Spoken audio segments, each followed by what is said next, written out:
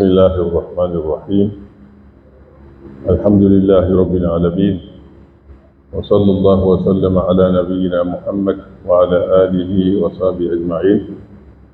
Chers frères, chers sœurs, Assalamu alaikum wa rahmatullahi wa barakatuh. Alhamdulillah, louange à Allah subhanahu wa ta'ala, qui dans sa grâce et sa miséricorde nous a permis d'être là ce soir, après la prière du Maghrib, afin de venir parler de l'islam, d'échanger. Alhamdulillah, donc la séance de ce soir sera consacrée aux questions et aux réponses. Inch'Allah, le samedi étant le dernier samedi du mois lunaire, est toujours consacré aux questions et réponses. Donc, sans plus tarder, nous allons ouvrir les débats pour d'éventuelles préoccupations venant de la part des fidèles, de nos papas, de nos mamans, Inch'Allah, subhanahu wa ta'ala. Donc, le micro est là, sans plus tarder, pour ne pas monopoliser la parole. Bismillah. Micro. C'est ça qui est le baladeur? Donne-moi l'autre là.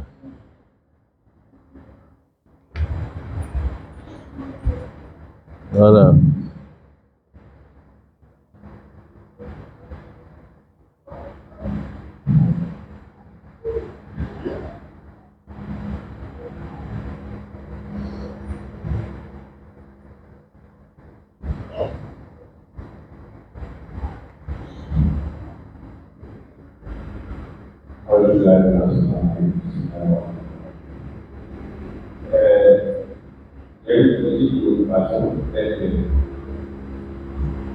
La dernière fois, avant dernière séance, on parlait de prière. Et tu avais dit qu'il est bien autorisé. Quand la Kaaba, souvent on dit, on regarde tous vers la Kaaba. Mais quand l'intérieur de la Kaaba, on regarde tous. La question? Alhamdulillah, Kaaba, il y a les 4 points. L'est, l'ouest, le couchant, le levant, le nord, le sud. Peu importe le lieu, la direction que tu vas prendre, Inch'Allah. Tu peux t'orienter vers tous les 4 points. Vers l'est, vers voilà, ça m'est égal. Il y a le choix entre les différentes directions. Voilà. Tu n'es pas obligé de choisir une seule direction. Voilà. Tu as le choix de diriger vers, en tout cas, c'est comme si tous les fidèles, un groupe de fidèles qui rentrent au sein de la Kaaba, qui veulent faire 2 rakats surrogatoires, ils ne sont pas obligés de s'orienter vers le même lieu de direction. Ils ont le choix. Celui-là peut prier vers ici, c'est pas comme ici. On est obligé de tous faire face à l'est. Voilà, ce n'est pas le cas au sein de la Kaaba. Au sein de la Kaaba, on a le choix entre les différentes parties. Voilà. C'est comme ça. Voilà la différence. C'est comme si on est en dehors de la Kaaba. Si on est en dehors de la Kaaba, tu as le choix entre de prier vers l'est ou bien vers... tu as le choix. Ça dépend de ta position. Voilà. Donc, c'est au sein de la Kaaba, c'est la même chose. Alors, nous Inch'Allah. Allah famille à madame. Allah nga batomna. Aïwa. La prochaine question.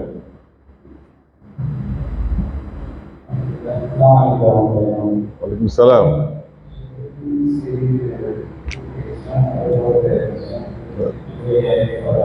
Oui, Inch'Allah.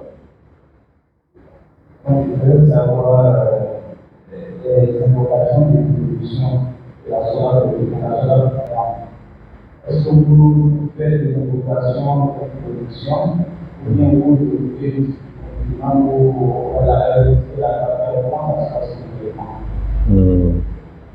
Alhamdulillah, il y a une rakat avec l'imam, ils sont dans la deuxième.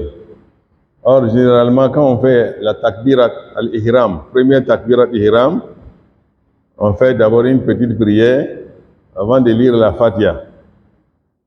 Alors, pour les fidèles qui est derrière l'imam, qui vient en retard, lorsqu'il lance la takbirat al-ihram, il peut lire cette petite invocation-là, hein, et puis écouter après la Fatiha de l'imam. Il a le choix. Ce n'est pas une obligation, comme il peut la laisser aussi. Voilà, il n'est pas obligé de la lire, comme il peut la lire aussi, cette petite invocation qu'on fait voilà, avant de lire la Fatiha. Parce que c'est une question de l'école, d'école. Par exemple, chez les Malikites, les fidèles même n'ont rien à dire. Hein? Les fidèles ont quelque chose à dire avant la takbirat al-ihram. Mais après la takbirat al-ihram, il n'y a rien à réciter chez les Malikites. Et puis, tu n'es pas obligé même de lire la Fatiha derrière l'imam, sauf là où il baisse la voix. Mais quand il élève la voix, il hausse le ton, tu n'es pas obligé de même de lire la Fatiha après l'imam. Voyez, donc c'est une question d'école. Voilà, donc, et puis c'est facultatif d'ailleurs, ce n'est pas une obligation. Voilà, donc après la takbirat ihram, on a une invocation à dire. Subhanaka Allahumma bihamdik, la ilaha illa anta, pour lire, avant de lire la Fatiha. Voilà, donc c'est de ça qu'il parle. Vous avez la latitude de la lire ou bien de la laisser. Ça n'a aucun impact sur la prière. Voilà, après takbirat ihram. Oui?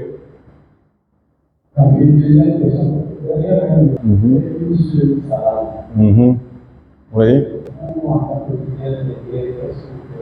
Voilà. Donc tout ça aussi, c'est une question d'école. À l'école malikite, l'imam lance une seule salam. Hein? Si vous pourrez dire rien, l'imam malikite, il va dire Assalamu alaikum wa rahmatullah. Ça, c'est l'école malikite. Et ça, c'est une sunna du messager. Le messager a fait ça. Il a fait ça. Assalamu alaikum wa rahmatullah. Oui. Donc, si tu pries derrière cet imam-là, donc il faut l'attendre.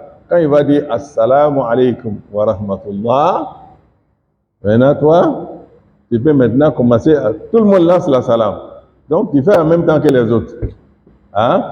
Voilà. Et il y en a qui disent, si tu as l'habitude de faire des salams, il faut temporiser. Il faut mettre quelques temps avant de lancer ta deuxième salam. Voilà. Et tout ça, c'est facultatif. Hein? C'est comme moi, je peux faire expressément cela. Après une prière, je fais Assalamu alaikum wa rahmatullah. C'est bon. C'est comme on fait dans la prière mortière. Oui, l'imam lance une salam. Donc, voilà. Voilà. Donc, c'est une variété de choses, quoi. De prières, de modèles. Voilà. C'est une variété. Voilà. Kalam al-Shaydan. Oui? Wa alaykum salam. Bonne question. Retardataire qui est à rattraper. Hein, il a une rakat ou deux. Donc, quand il va s'asseoir dans la dernière assise avec l'imam va dire salam alaikum. Lui, il n'a pas le droit de dire salam alaikum parce que sa prière n'est pas terminée. Mais souvent, on oublie.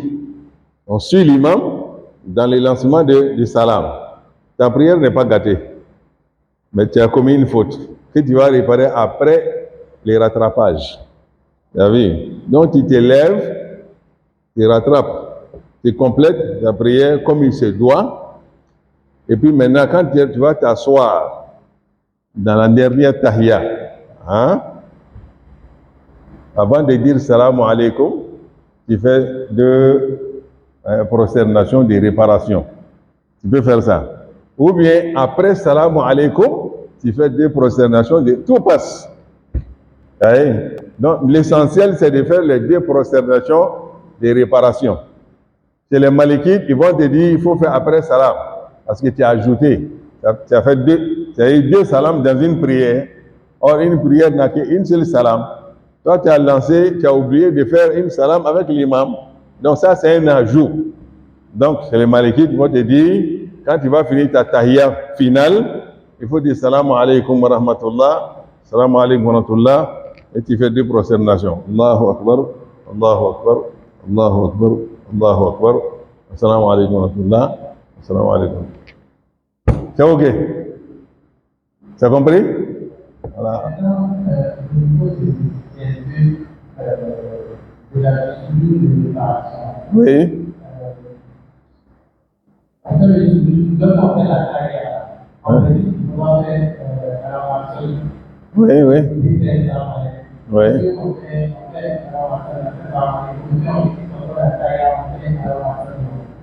J'ai fait tout à l'heure. Est-ce que tu as vu mon geste? Les sujets de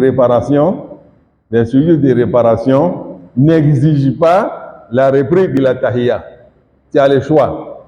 C'est facultatif. Quand tu fais deux prosternations de réparation là, tu viens t'asseoir, non? Automatiquement, tu peux lancer salam alaikum. Salam alaikum. Comme tu peux reprendre la tahiyya et la salat ibrahimiyya, tu as le choix. Voilà. Si tu n'es pas pressé, tu restes assis, tu reprends la tahiyya, salat ibrahimiyya, et puis tu dis salam alaikum, salam alaikum. Mais si tu es pressé, l'essentiel, ce sont les deux prosternations de réparation. Tu as compris? Voilà, maintenant. Ouais. Oui. Oui.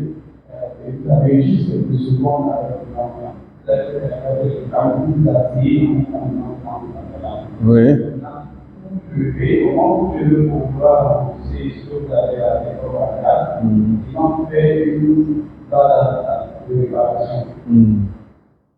Oui, l'imam a oublié dans sa prière.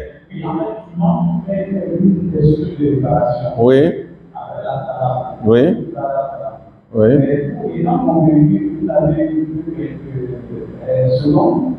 Est-ce que cette réparation-là, est-ce que vous avez vraiment fini de rembourser et donc aussi une réparation de l'élément d'affaires ou bien voilà, je reprends la question. Toi, tu es un retardataire, tu viens trouver que l'imam a fauté dans sa prière. Il doit la réparer à la fin de la prière. C'est ce que j'ai dit. Mais après salam alaikum, tu as vu l'imam en train de faire des prosternations. Ça veut dire qu'il a fait un oubli. Donc il est en train de réparer. N'est-ce pas?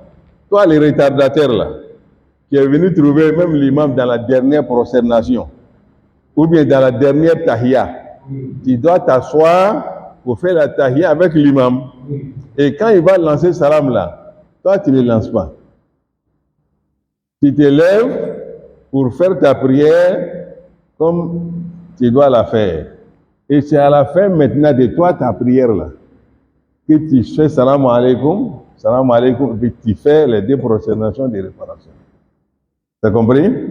Quand il s'agit de réparation de la prière avant salam alaikum, tu fais ça avec l'imam. Tu me comprends? Les retardataires qui viennent trouver que l'imam, comme je l'ai dit, même dans la dernière assise, tu viens t'arrêter, tu dis Allahu Akbar, hein? Tu joins l'imam dans la position assise et vous faites la tahiyya ensemble. Si l'imam avait oublié, enfin un oubli, qu'il doit réparer avec deux prosternations avant salam alaikum, vous faites ça ensemble. Même en ayant la dernière assise, vous faites ça ensemble. Mais si c'est deux prosternations qu'il va faire après salam alaikum, toi tu ne lances pas salam alaikum. Tu te lèves, tu fais ta prière comme ça se doit, et c'est après maintenant, dans la dernière tahiyya, après salam alaikum, tu fais maintenant toi ta réparation. Parce que ta prière a toujours lié à celle d'imam, hein, celle de l'imam. Même si tu as eu seulement la dernière tahiyya, mais tu l'as trouvée quand même avant le salut final. Donc ta prière a toujours lié à celle de l'imam. Donc c'est pour cela, il faut faire cette réparation-là à la fin de ta prière, quand c'est après, la réparation se fait après salam. Mais si la réparation se fait avant salam alaikum, vous faites ça ensemble. Et tu te lèves maintenant pour compléter ta prière et tu n'as plus de sujoud à faire. Parce que vous l'avez déjà fait. Vous avez compris? Pour les retardataires. Voilà. Donc c'est la règle. Un retardataire qui vient trouver l'imam, qui a fauté dans sa prière et qui va la réparer avant salam alaikum, vous réparez ça ensemble. D'abord, avant que tu ne complètes ta prière. Mais si c'est une réparation que l'imam doit faire après salam alaikum, toi tu ne lances pas salam. Tu te lèves, tu complètes ta prière et c'est à la fin maintenant de toi. Hein, ta dernière assise là, tu dis salam alaikum, et tu fais les 2 prosternations pour préparer. Voilà la règle. Que Dieu nous aide. Inch'Allah. Oui. Oui. Oui. Oui. Oui. Mm-hmm.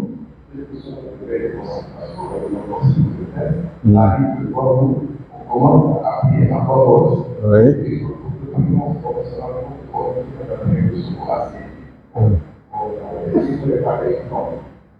La concentration.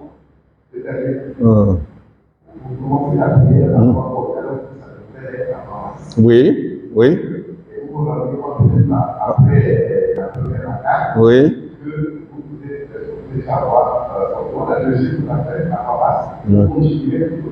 Oui, oui. Ah, parce que la première a été faite à voix haute. Or, elle devait être faite à voix basse. Ah, oui, c'est une faute. On appelle ça ajout. Quand on élève le ton, là où on devait le baisser, c'est un ajout. Donc, on répare ça avec 2 prosternations après salam alaikum. Hein? Voilà. À voix haute, et vous avez baissé le ton. Là, on fait cette réparation-là avant salam alaikum. Ça, là, c'est une diminution. Vous avez réduit, parce que vous devriez élever le ton et vous l'avez baissé. Donc, c'est une diminution. Donc, elle se répare avant salam alaikum. Mais l'autre se répare après salam alaikum. Voilà. Inch'Allah. Je reprends la question.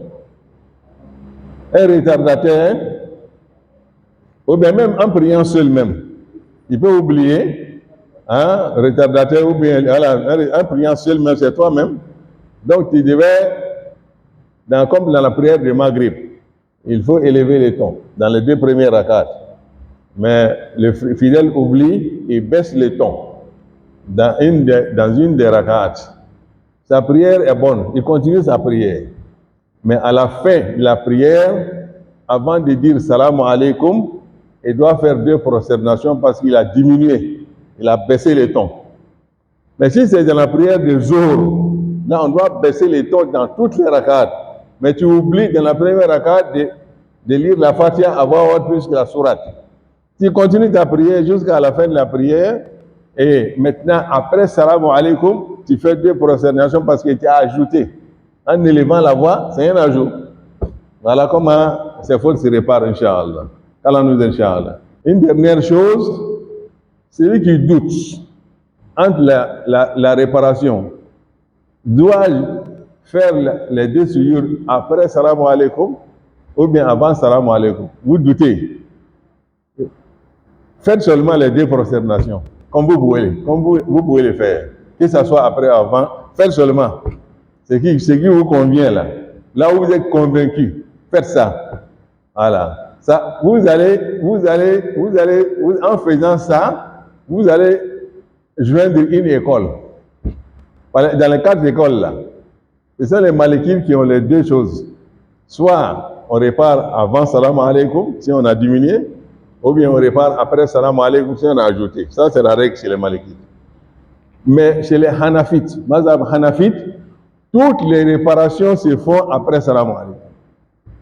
Là, il n'y a pas de... Hein? Voilà. Et contrairement à ça, à l'école shafi'ite, toutes les réparations se font avant salam alaikum. Tu as ajouté ou tu as diminué. Donc, quel que soit ce que tu feras, tu vas t'allier à un imam quelque part là-bas et qui va prendre ta main le jour du jugement dernier, Inch'Allah. Qu'Allah nous aide, Inch'Allah. Voilà. Oui. Oui. Oui. Oui.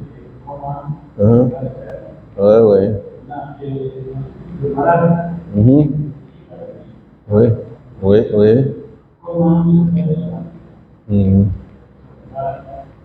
S'il peut faire l'ablution, quoi. S'il peut toucher l'eau, comment se faire son ablution? Voilà. Alhamdulillah, j'ai bien compris.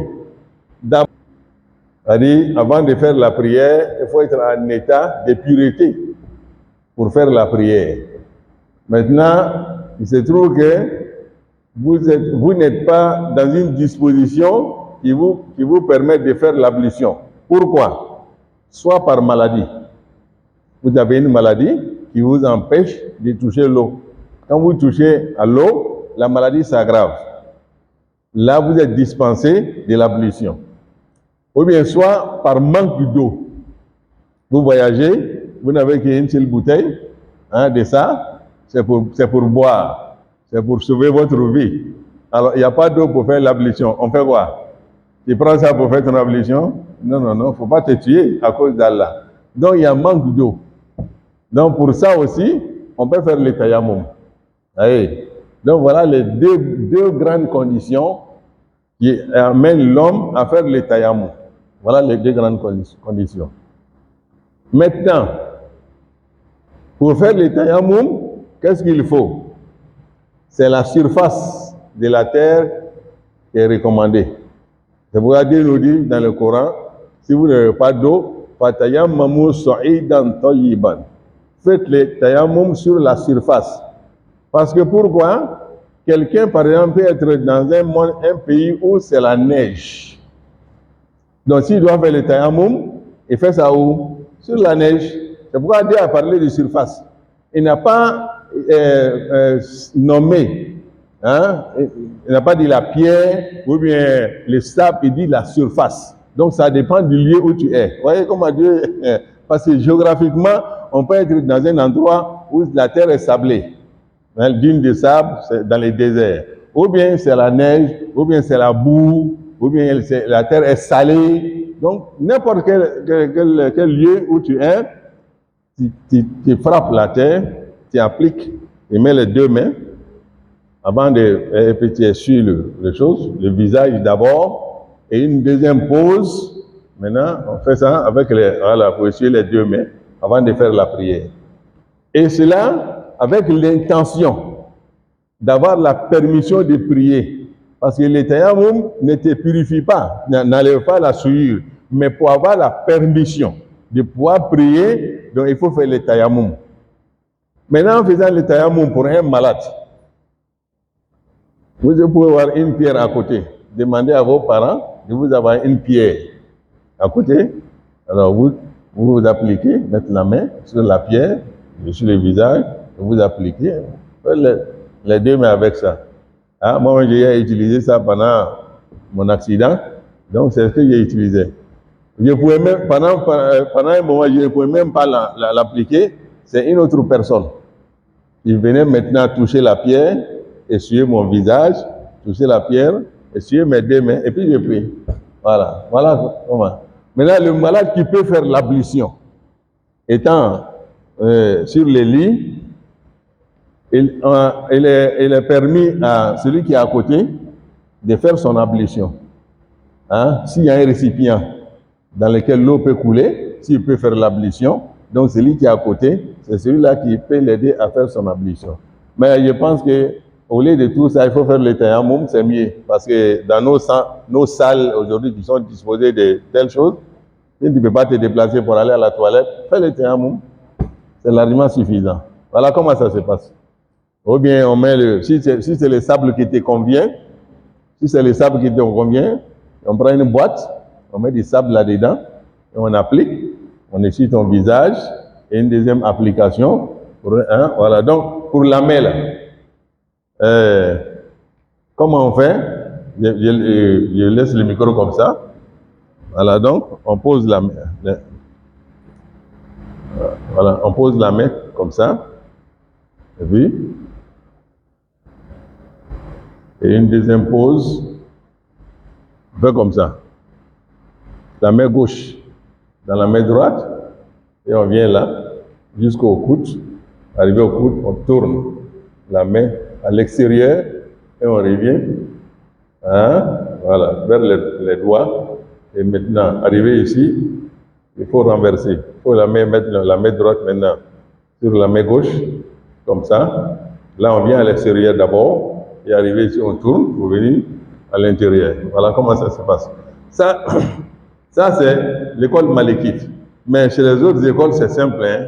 Après avoir essuyé le visage, dans la première application, dans la deuxième application, on fait comme ça. Et puis on peut prier. Hein? Comme ça. Et puis tu pries. Ouais. Le tayammum est fait. Donc vous avez le choix entre les deux manières. Allah nous aide, Inch'Allah. Wa alaykoum salam. Oui. Oui. Oui. Oui. Oui. Oui. Le fauteuil. Oui, oui. Pour faire le tayammum. C'est là aussi est possible parce que pourquoi? Quand Dieu parle des surfaces, c'est subtil à ce point. Quand Dieu parle des surfaces de la terre, là, le fauteuil, là, la matière qui a été utilisée pour fabriquer le fauteuil, là, provient d'où? Ça provient de la terre. Oui. Donc c'est pour cela, dans la jurisprudence, là, elle est parfois souple. Il y a des côtés où elle est rigoureuse, mais parfois elle est souple. Donc tout cela dépend de la grande compréhension. Donc il faut avoir une grande compréhension. Et c'est l'imam Kardawi qui a abordé ce sujet, docteur Kardawi. Cette matière-là, elle est du sol. Soit c'est de l'arbre, du plastique, ou bien c'est de la terre. En tout cas, quelle que soit la chose, c'est une création que la terre a donnée. Donc c'est pour cela qu'on peut faire le tayammum sur le dorsal de celui qui est devant toi, tu essuies et puis tu fais la prière. Parce que Dieu nous dit, craignez Allah selon votre disponibilité et selon vos moyens. Donc c'est ce que moi j'ai. Et comme je l'ai dit tout à l'heure, on va faire combien d'heures de vol? Au lieu d'attendre 16 heures de vol, ou bien combien de vols, et accumuler toutes ces prières-là comme crédit, je fais ça en même temps pour me décharger en cours de route. Allah nous aide, Inch'Allah. Voilà. Donc, tout ça, ce sont des facilités. Voilà. Allah nous aide. Voilà. Oui. Il y a une maman? Alhamdulillah. Donc, à la Hajj, voilà. Tout ça, même quand on parle de surface là, même les carreaux qu'on met, hein, tout ça c'est la surface. On peut même toucher tout ça pour faire le tayammum. Parce que ça provient de la terre. Voilà. Donc il y a une souplesse en la matière. Tout ça, ça fait partie de la surface. Oui, Al-Hajja.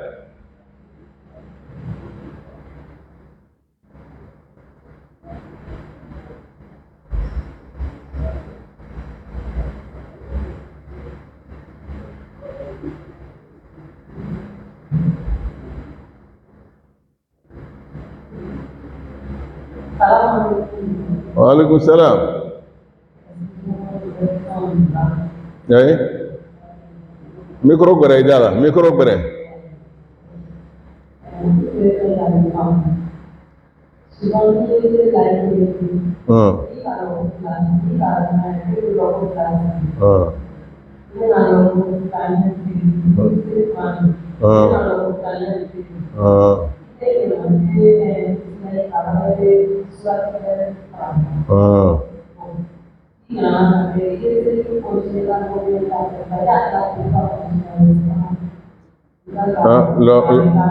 Lo fla labana ikanga suratul fatiha kala kadawuma otewa mais il y en a ka suran do faraga kul huwa allah comme ça voilà afamna inchallah. Donc notre sœur pose la question sur la prière encore les 2 rak'ats dans une prière de 4 rak'ats comme Isha, ou bien Zour, ou bien Asr. Les 2 premières rakats se font avec la Fatiha plus une sourate. Mais la dernière, et les 2 dernières plutôt, se font avec la Fatiha seulement. Ça, c'est selon une école. Vous avez découvert beaucoup de choses aujourd'hui. Ça, c'est selon une école, surtout les Malikites. Mais dans d'autres écoles, on peut même lire expressément. Après la Fatiha, dans les 2 derniers rakats, on peut même lire expressément d'autres sourates et ça ne pose pas de problème. Mais chez les Malikites, ils vont te dire que tu as ajouté. Si tu oublies là, c'est un ajout. Donc il faut faire 2 rakats, 2 sujoud, après avoir dit salam alaikum, il faut faire 2 sujoud après. Parce que tu as ajouté quelque chose. Hein, dans les 2 derniers rakats, c'est un ajout. Donc après salam alaikum, tu fais 2 prosternations de réparation. Mais comme je l'ai dit, chez les Shafi'ites, on ne considère pas ça comme une faute même. Voilà. Donc tu peux ne pas faire des prosternations de prière et de réparation pour ça. Voilà. Et ça aussi, ça fait partie de la sunna du messager qui faisait ça expressément parfois. Il ne faisait pas ça tout le temps, mais il faisait ça expressément parfois. Il ajoute quelque chose après la Fatiha dans les 2 dernières rakats. C'est pourquoi quand vous allez prier derrière certains imams, vous voyez que dans les 2 dernières rakats là, vous finissez votre Fatiha pendant une chose, l'imam il n'a pas fini. Il n'est pas là en inclinaison pendant que toi tu as fini ta Fatiha. Donc il faut savoir là que peut-être l'imam est en train de dire une sourate. Donc c'est là lequel qu'il suit. Donc voilà, comme je l'ai dit, la jurisprudence, elle est souple. Voilà. Donc quand vous lisez la sunna du messager, surtout il y a un spécialiste dans la sunna qui s'appelle le Cheikh Albani. Le Cheikh Albani, qui est le spécialiste de notre siècle en matière de hadith. C'est-à-dire tous les hadiths du messager, là, dans Bukhari, Muslim, tout ça, il a fait les études de tout ça. La narration, comment on appelle, la lignée, lui il a fait les études de tout ça. Donc il est capable de te dire aujourd'hui, dans nos jours, que ce hadith-là est sahih, authentique ou bien n'est pas authentique. Il est capable de dire ça. Dieu lui a donné cette science-là. Et il a fait un document sur comment le messager priait. Il a fait le commentaire du début jusqu'au salam. Et dans ça, il a dit que parfois le messager salam dans les derniers rakats, après la Fatiha, lisait une sourate ou bien après les 2 derniers rakats. Expressément. Donc celui qui fait ça, quelque part, il n'a pas fauté. Il n'a même pas oublié de se prosterner. Mais si tu veux te prosterner, comme l'école Malikite te recommande, tu fais ça après, salam alaikum. Allah famille a koyimani. Et qu'à famou? Donc on est fil là, quand on est fil yonge, ni ben adna salamu blani kofe, et si ni beto ka sujiru flabi. Et amen. Voilà, avec l'antélé. Ni le fene ma sujiru be fene fou ita, ika serikay. Allah famille a koyimani dama. Allah. Alhamdulillah. Oui.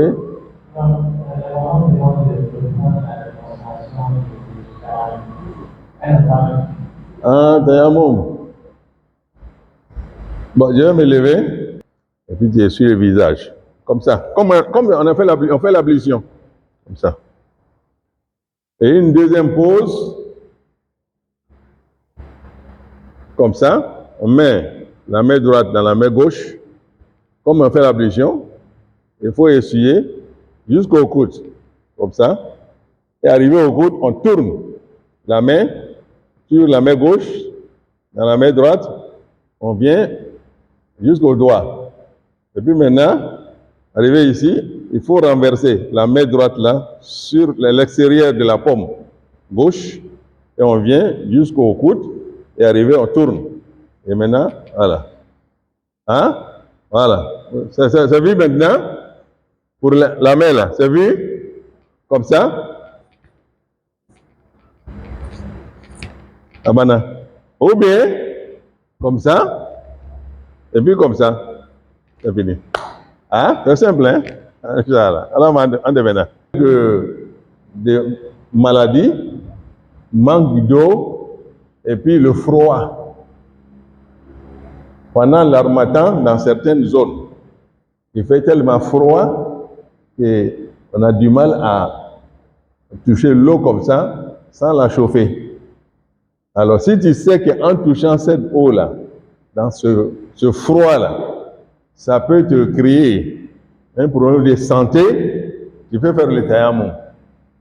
Ça aussi, c'est possible.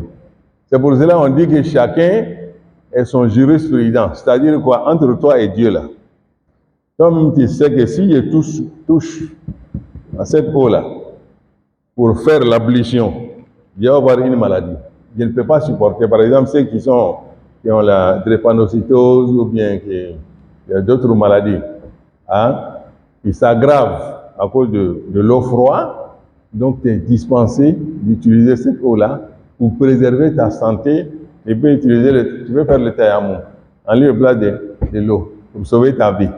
Allah nous donne Inch'Allah. C'est comme quelqu'un qui a été blessé à la tête au temps du messager sallallahu alayhi wa sallam. Hein? Il a été blessé, la plaie était ouverte, hein? Une grosse plaie sur son crâne. Maintenant, il a eu de la prière et il était en janaba, il était en grande pollution. Maintenant, pour prier, il a demandé aux compagnons avec qui il était, que doit-il faire? Ils ont dit, non, on ne trouve pas de solution, sauf le lavage, les bains rituels. Le monsieur a fait les bains rituels et l'eau s'est infiltrée dans la blessure et il est mort, il est décédé. Arrivé à Médine, ils ont raconté ça au messager sallallahu alayhi wa sallam. Il a dit, vous l'avez tué, que Dieu vous tue. Tu vois, il les a maudits, quoi. Il dit, mais il suffisait seulement de lui dire de faire le tayammum, c'est tout. Même étant un janaba. C'était pour prier. Pour cette prière-là, il suffisait seulement de lui dire de faire le tayammum pour prier. Même étant un janaba. Parce qu'il est blessé. Hein? Allah nous aide, Inch'Allah. Donc voilà des ouvertures, des facilités que l'islam nous donne en cas de maladie ou bien en cas d'éventuelle maladie. Voilà ce qu'il faut faire. Allah m'a demandé. Oui? Ça finit? Je veux savoir quelle compréhension on doit avoir de la sourate Allah. Voilà qui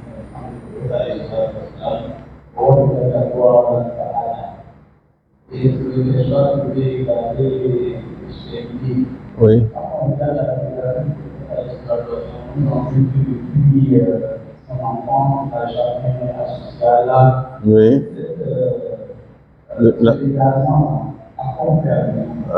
Bon. Le frère pose la question à propos d'un verset dans la sourate Ad-Duha, la clarté. Il y a une sourate dans le Coran qu'on appelle Ad-Duha, la clarté ou bien le lever ou bien le début de la journée. Dans cette sourate-là, il y a un verset où Dieu dit Wa wajadaka dhallan fahada. Il parle de ses bienfaits sur le messager. En parlant de ses bienfaits sur le messager, il dit Wa wajadaka dhallan, n'étais-je pas trouvé orphelin? J'étais permis d'avoir un recueil, un refuge, et n'étais-je pas trouvé également égaré? Si on prend le sens littéralement, Dhallan, ça veut dire il est égaré. J'étais trouvé égaré et j'étais guidé. C'est ça la tradition littérale.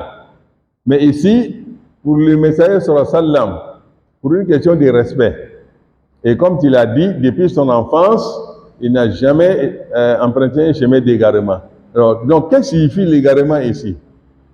On dit l'égarement ici, c'est la découverte d'Allah subhanahu wa ta'ala. Donc, j'étais trouvé dans une position d'attente de ma découverte. Donc, tu attendais ma découverte. Voilà ce qu'il faut dire. Tu attendais, c'est une position d'attente de ma découverte. De la découverte de mes rêves. Parce que quand il a approché les quarantaines, il a commencé à méditer sur le monde, le ciel, la terre, qui a créé tout ça. Donc cette méditation-là. Donc en attendant d'arriver à cela, Il était dans une position où il attendait l'ouverture, l'orientation d'Allah. Donc il attendait une orientation d'Allah. Voilà comment il faut traduire le verset. Il ne faut pas dire j'étais trouvé égaré, mais j'étais trouvé dans une position d'attente. Ou bien j'étais trouvé vraiment dans une position d'espoir. Tu espérais me rencontrer et tu m'as rencontré. Voilà comment il faut traduire. Quand nous donne chez Allah. Ouais. Parce que Dieu dit dans un autre verset que tu étais dans une position où tu ne savais pas. Ma kunta tadri mal kitab wala l'iman. C'est un autre verset hein, que tu ne savais pas qu'est-ce que c'est que le Coran et qu'est-ce que c'est que la foi. C'est moi qui t'ai enseigné tout ça. Voilà. Mais il n'était pas, comme je l'ai dit, il n'était pas derrière le Satan. Mais il était dans une position d'attente de découvrir tout cela. La foi en Dieu, c'est quoi? Il faut que Dieu te l'enseigne. Hein? Voilà, mais cela ne signifie pas qu'il a associé quelque chose à Allah subhanahu wa ta'ala. Parce que tous les messagers, tous les prophètes, et tout le monde d'ailleurs, hein, naissent dans la nature pure. Comme le messager a dit, il dit il dit chaque enfant qui naît, même dans une famille non musulmane, l'enfant naît dans la pure nature. Il dit maintenant ce sont les parents qui vont le former, qui vont le faire emprunter les chemins, leur chemin quand il va commencer à grandir. Sinon, il est né dans la pure nature.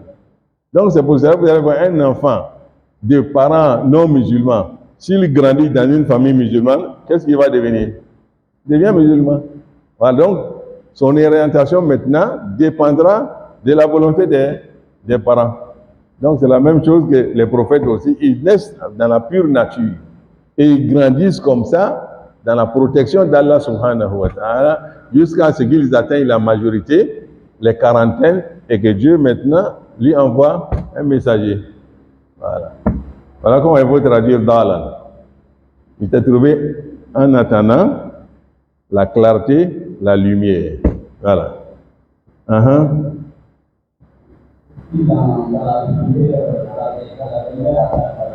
Oui. Oui.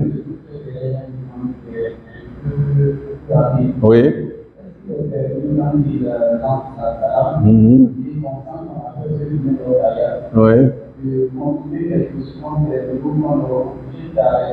Oui. Oui.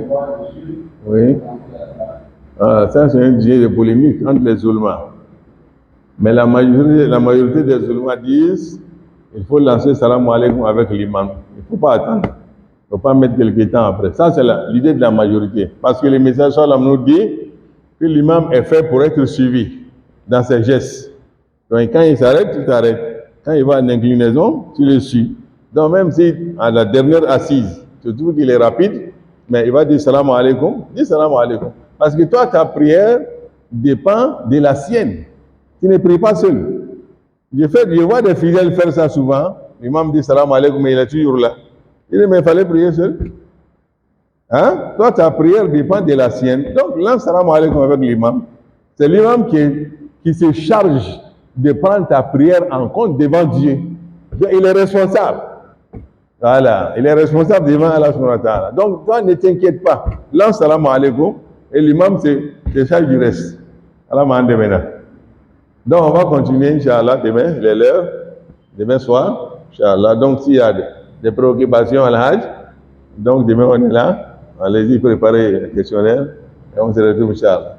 qu'Allah nous donne, Inch'Allah, qu'il nous ait la bonne compréhension de notre religion, qu'il facilite la mise en pratique de tous ces enseignements.